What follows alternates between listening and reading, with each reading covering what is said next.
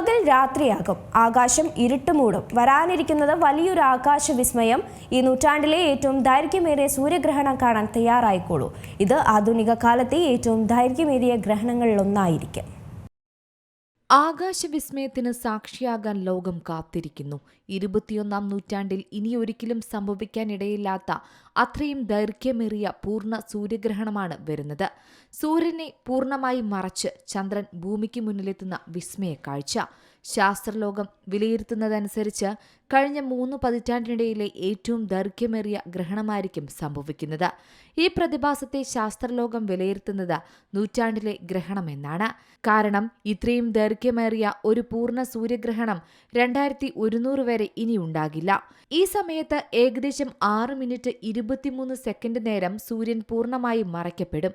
അതായത് ഭൂമിയിൽ സംഭവിക്കാൻ സാധ്യതയുള്ള പരമാവധി ദൈർഘ്യത്തിന് തൊട്ടടുത്താണ് ഈ സമയം എന്നത് ഇതിന്റെ അപൂർവത വർദ്ധിപ്പിക്കുന്ന ഒന്നാണ്. കൃത്യമായ ഒരു കോസ്മിക് അലൈൻമെന്റാണ് ഇത്രയും ദൈർഘ്യം ലഭിക്കാൻ കാരണം.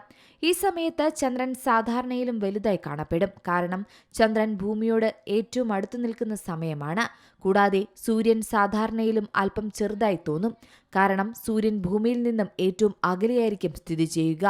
ഈ നൂറ്റാണ്ടിലെ ഗ്രഹണത്തിന് പിന്നിലെ ശാസ്ത്രമെന്നു പറയുന്നത് തന്നെ വലുതായി കാണപ്പെടുന്ന ചന്ദ്രൻ ചെറുതായി കാണപ്പെടുന്ന സൂര്യനെ കൂടുതൽ സമയം മറച്ചുപിടിക്കാൻ സഹായിക്കുന്നതുകൊണ്ടാണ്.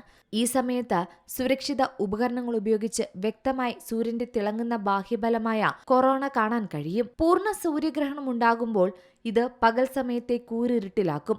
സൂര്യൻ ചന്ദ്രനേക്കാൾ 400 മടങ്ങ് വലുതാണ്. എന്നാൽ അത് ചന്ദ്രനേക്കാൾ 400 മടങ്ങ് അകലെയുമാണ്. അതിനാൽ തന്നെ ഭൂമിയിൽ നിന്ന് നോക്കുമ്പോൾ രണ്ടും ഒരേ വലുപ്പത്തിൽ ആകാശത്ത് ദൃശ്യമാകും. ഈ അപൂർവ പ്രതിഭാസം 2027 ഓഗസ്റ്റ് 2-നാണ് സംഭവിക്കുക.